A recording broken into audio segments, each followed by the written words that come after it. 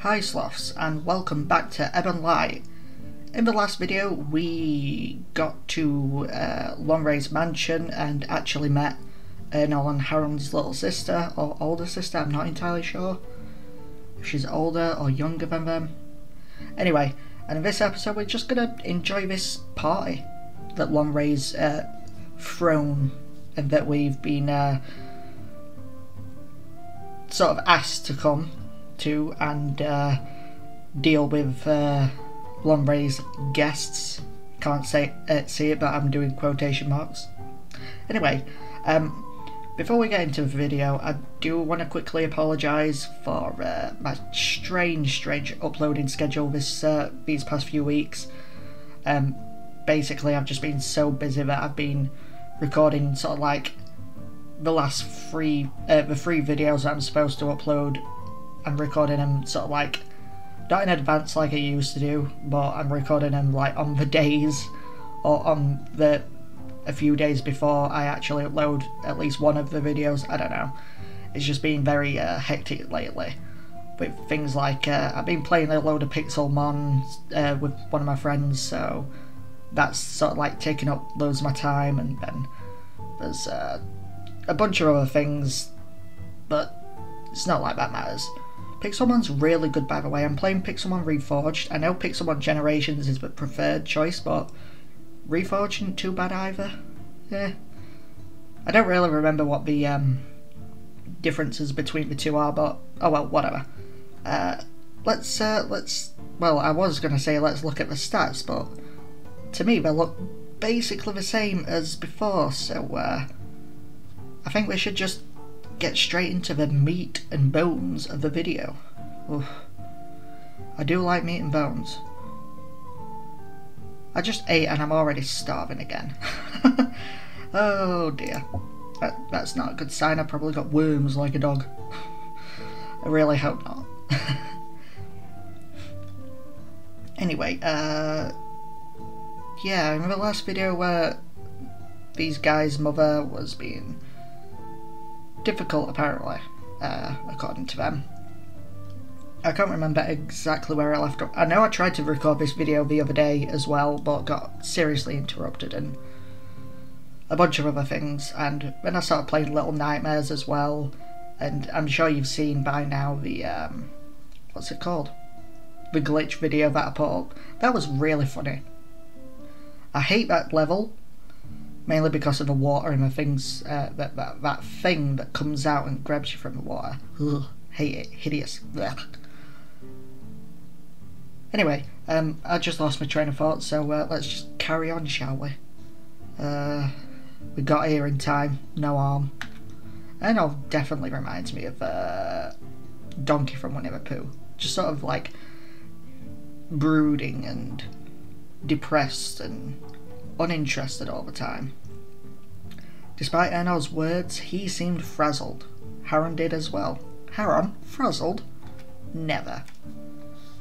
Never in a million years. No harm. What happened? What? That's what matters. Yeah, tell me about what happened. I would definitely like to know.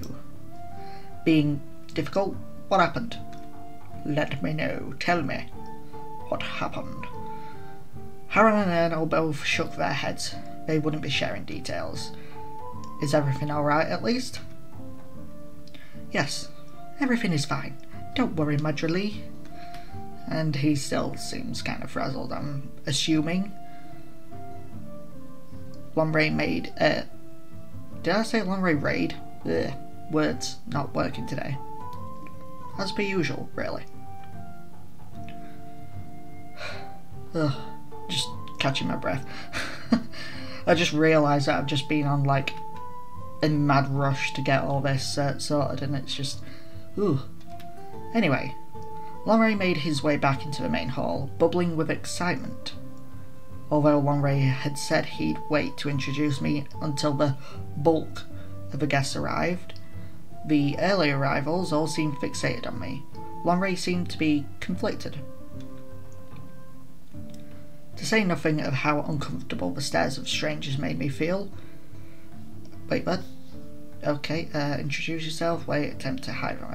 Let's just wait, because it's Lonre that's supposed to be doing the whole introduction sort of thing, so I decided not to be bold, and it did not matter. This is Mavis, dear friends, the young woman who has eaten the very grave soil of my people.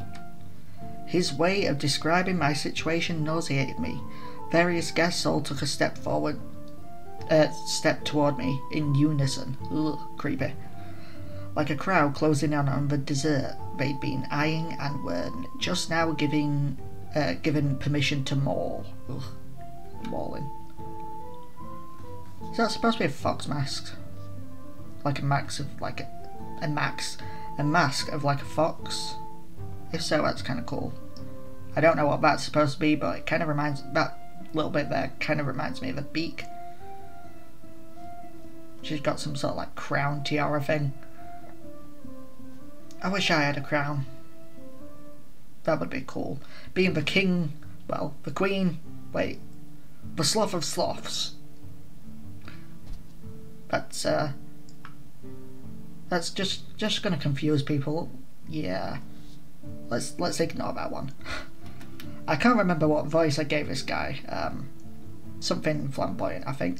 Come, Mavis, allow me to introduce you personally. Yeah, let's go with that one, I think. I glanced briefly at Haran and Ernol. The former gave me an encouraging smile. The latter just looked happy he wasn't in my place. Wow, Ernol looking happy for once.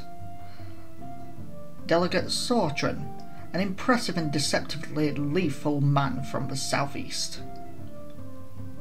Our good friends from the Crimson Lake. Oh, the Crimson Lake, we have a little thing about that. And Countessa Fora. The list went on until we'd cycled through nearly everyone there. I did not feel confident I had retained any of their names.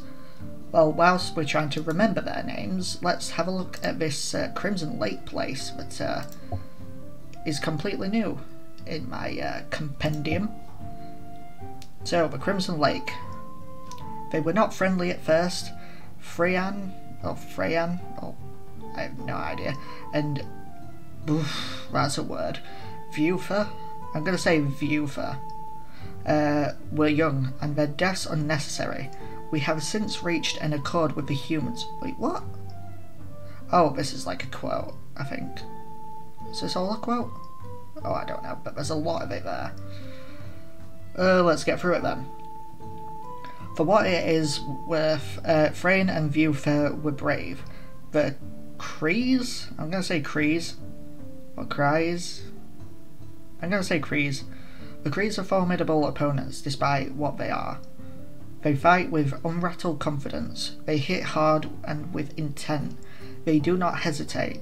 While I realise this might be unwelcome to hear, they remind me of galleons, albeit younger and more fragile when introduced to sickness.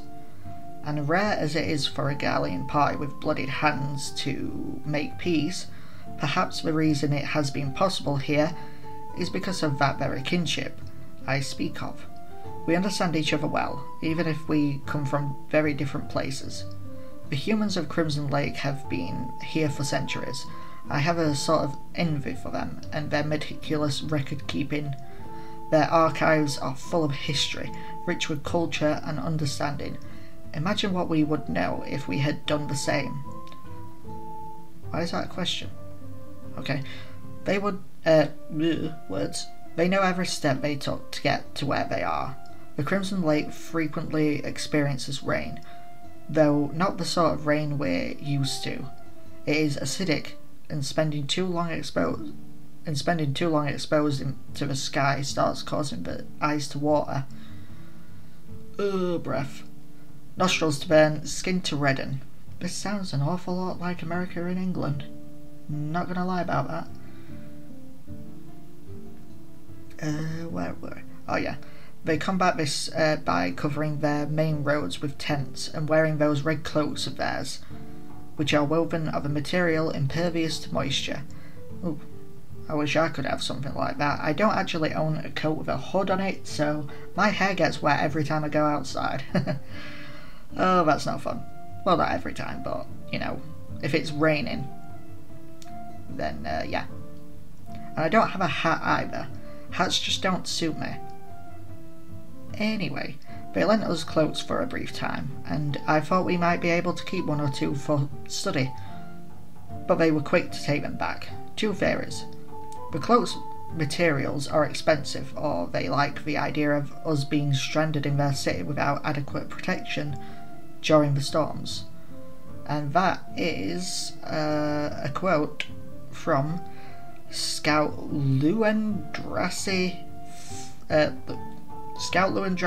4th Crimson Lake report of South Far mapping.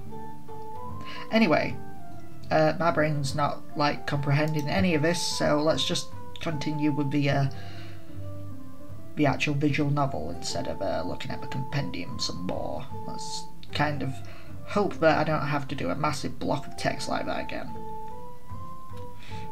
Where were we? Ah, yes.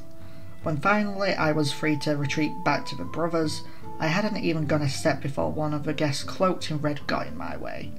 Great. The hooded red-cloaked guest. I can't tell if this person is supposed to be male or female, but kinda reminds me of it. It's female, so... well, not reminds me of it, but... words. Yeah, this is what happens when I drink Mountain Dew, or Mountain Dew, however you want to pronounce it, because I know a lot of people in England especially pronounce it Mountain Dew. Like D-E-W is apparently supposed to be like Dew, but it's not. It's supposed to be Mountain Dew. And I'm pretty terrible for saying Mountain Dew as well, even though it's Mountain Dew. I don't know. This is what happens when I drink caffeine. I'm not really supposed to drink much caffeine, but, you know. You are human? Yeah, let's give her that awkward voice, shall we? The voice muffled by the mask was deceptively soft and delicate. Okay, that's not the voice that I thought it was going to be, but... I don't know. I nodded. Where did you come from? I'm from... Mavis. Oh wait, Mavis. Have you met Sautron? Okay, voices are like escaping me again now. Great. Too many voices in one. Too many voices. Oh, I can't keep up.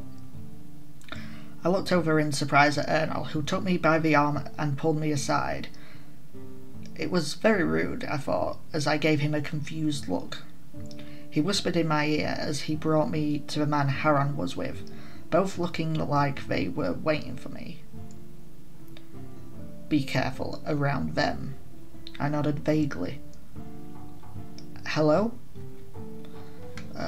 Delegate Sergeant, right? Now I remember. Where were you from? Delegate Sergeant, right? Let's make sure we remember their names. Ah, Delegate Sergeant. We were introduced earlier. Yes. You, me, you, and nearly everyone else here. I'm pleased you remember. I smiled. Apparently. Have you met my sister yet, Arvon? Yes, earlier we... Arvon?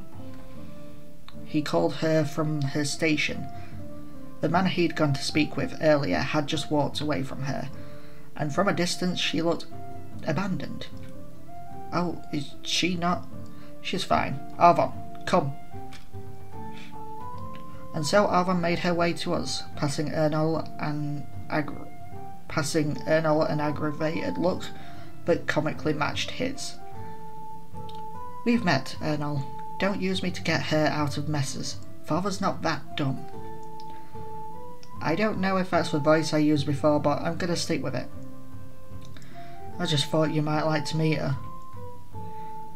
Ernol is the worst liar in our family. She smiled. But still, he's competent. Maybe he just needs to lie more, like the rest of us. What was that? I try not to lie, at least not where it matters. Every time I speak with Ernol, I just sort of move my left arm, like all willy-nilly. I don't know why, it's very strange. I think Haran just has that sort of personality where he just throws his arms around, and he's very, he speaks with his hands a lot, I assume. I don't know why. You can't see it, but I'm waving my hand around all sorts of places. It's strange, to say the least. If it didn't matter, why lie at all? Haran sighed. Arvon, always so unnecessarily pedantic. Oh, I'm surprised I got that out in one go. Unnecessarily pedantic. That's a mouthful. Whew. Try saying that 5 times fast. No, even I don't think I want to try doing that, no way. And you just want to get back to your newest obsession, yes? I won't keep you. Wait, Arvon. But she left, not missing the chance to escape. Oh, she's lovely. She's nice. She puts people in a place. That's nice. But she does it in a nice way. She's not like a mega bitch about it, like Skylar. I stared at the brothers when they both noticed. What? Oh wait, no. I'm gonna try that one again. It's like sort of what? It's kind of like just a what are you looking at sort of thing. I don't know. I don't think you can really do 2 voices at once. That's probably inhumanely possible. That's in. Huh. I've just confused myself again. Great. This is one crazy episode, I'll tell you that. I think this is like episode 12? I think it's episode 12. Might be 12 or 13. I have no idea. Anyway, nothing. Mavis, people are eager to speak with you. People other than my children. I don't know why I just went for a Dolier sort of voice there. I have no idea. Anyway, I heard Ernal sigh as... How many times am I going to say anyway in this video? Bloody hell. I heard Ernal sigh as Lonre hurried back to his guests. Just get through this. Once it's over, he'll do what he says, and it's over. You don't think he'll backstab me? Thanks, that's new information, alright, yep, here goes. Let's just put our faith in everything and just be like, yep, let's do it. Let go. Yes, right. It will be over soon. Hopefully. I took a deep breath, made my way over to Lonre. Next to him was a woman. I was relatively certain she was one of the guests I'd met earlier. Oh yeah, definitely. The sinister smirk she wore, while her eyes fixated on me as I approached, made me wish I could remember for sure. Countessa Fora, in case you forgot. And on a Countessa, pleasure again. Is there something you're dying to ask? Remain silent. A pleasure again. Let's go with that one. Of course, it is a pleasure for a second time, Countessa Fora. Yes. So you are a prize to be had tonight. Oh, let's give it a sassy voice, yeah. I was not at all comfortable with that phrasing. She seemed boldened by my discomfort to make matters worse. Oh, that didn't come as a surprise to you, did it? We are talking about the Coffin Tall, after all. A love story for all galleons. I hope you enjoy one another. That was when Haran and Ernal made their way toward me, both wearing expressions of trepidation. Another big word. Woo. Haran! Her voice had completely lifted, now enamoured, enthralled, utterly taken. Fora, you look as lovely as ever. Oh, the whole trip here, I thought only of you. Oh dear, this does not sound good for us at all. Truly, well. His glance shifting back to me, looked awkward and hesitant. Well, so Ernal and a countesses of your own. Oh, shall we be a dick to Ernal? Yeah, let's be a dick to Ernal. Sorry, Ernal. I love you, really. And where is your Countessa, Ernal? incredibly humorous. It's been, my 2.5 years, and I left with that promise you made. Promise? Promise? Yes, do you remember? You were going to show me the wyverns. Oh, that sounds, that doesn't sound like this particular promise. That sounded like a cover-up. Oh. When do you think... Fora? Fora? Don't you mean... Madra roll your eyes, stare at Haran judgmentally, stare awkwardly at a wall. Oh, no. Oh, so does Haran often call her Madra? Oh dear, no. Let's call him out on his little. Now, yeah, let's just call him out on that. Wait, let me guess. Madra? No. Oh. He would call me a Lepoa. What does Madra mean, Haran? It means my little brother is a complete fool. Oh dear, I love it. It means something very unlike Lepoa, Fora. Oh, don't tell me he's making words up. And what does Lepoa mean? Haran sighed. Yeah, I'll tell you that. Voice of Reverie. Ah, Reverie, like, as in Reverie, Ebon Light. Oh, did I pronounce it Ebon Light again at the start of the video? I think I did. Oh, bugger. Oh well, whatever. Let's continue. Ah, that sounds about right. Of course, Lepoa. But unfortunately, you see, I'm charged with keeping Mavis safe tonight. We can catch up before you leave the island. She has Ernold, doesn't she? You can get away for a little while. No, actually, he can't.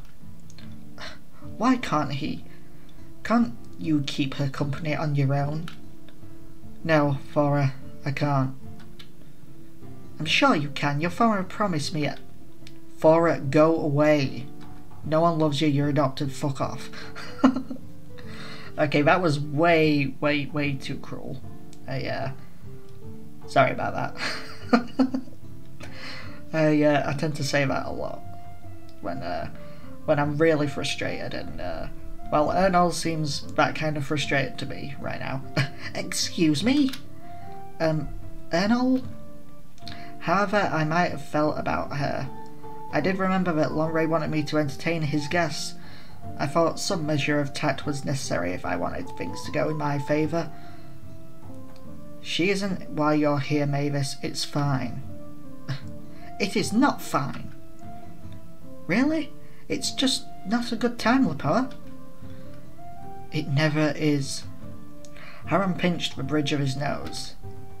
I see. And then she buggers off. Just sweeps to the right. Her tone was chilly. She shot Ernold a look.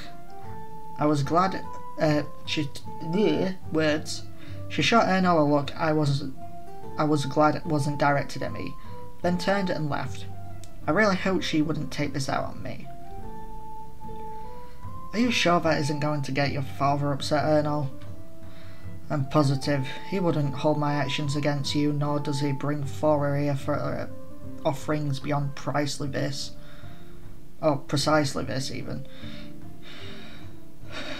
Ugh, trying to catch my breath. Ugh, I need to stop doing this all in one go.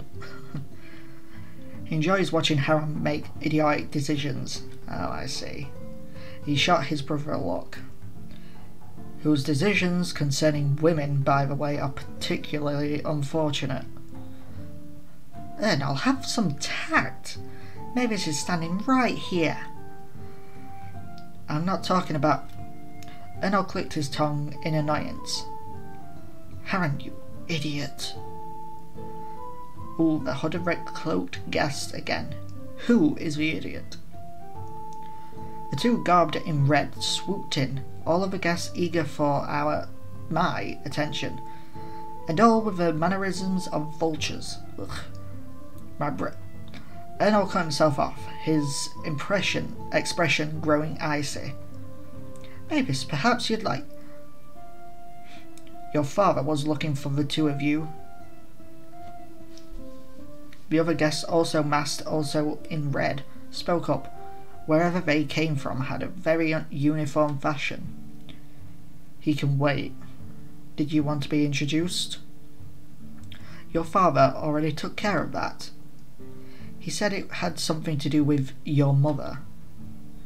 Ernol and Harren exchanged a look, and then scanned the party for their father. I noticed Lonre across the room, who waved his sons over when they met his eyes. His expression intense. You go. I think I should stay. He requested both of you. Lonre told us about your arrangement, his help with the Grand General in exchange for your humouring his guests. How strange. We do have one request, Mavis. We'll tell you about it once the brothers have given us some privacy. Not a chance. What for? Boys! I'm not going to shout because I don't like shouting. But that's as loud as you're going to get for now. Boys! Boys, come here! Yeah, I'm not doing that again. Ernol's jaw tightened and Harren hesitated. It'll be fine. We'll be right back. Be careful. Harren tried moved his arm. That's a little bug. Little textual bug right there. Harren tried to move his arm around my shoulders and attempted to bring me close. Yeah, let's just let him for now. Though I was a bit surprised, I allowed a quick embrace, and in my ear he whispered, "Be very, very careful." They both left quickly after that. I could tell they were torn between two things, but whatever pull their mother had, it was great. I was very curious. Your request? The second one, whose voice was a touch deeper and slightly more masculine, nodded. We wanted to ask if you'd been hearing any voices. Voices? I almost stopped, quickly masking my emotions as best as I could. I feigned ignorant curiosity. Yes, we believe a coffin tall comes with a connection to other beings, that voices can be heard within the bodies of those affected. We did at one point hear the voice, and we want all the answers we want, so let's just let them know that we have heard voices. I have heard a voice, in fact. Does it try to hurt you? I was growing increasingly alarmed. This had already been tense and bewildering, but now a distinct fear was hedging in on me. I don't think so. I mean, it wasn't trying to hurt us, it just spooked us a little bit. It was like, you know, we wondered how long we'll be stuck in this mess, and then the voice came in and said, like, forever, and it was like, I don't think it meant to be harmful at that particular point. Sorry. But we don't know for sure, so let's go with, I don't think so. I don't think it's tried to hurt me. Then it helps you. I don't know if I go that far, because it never really did that.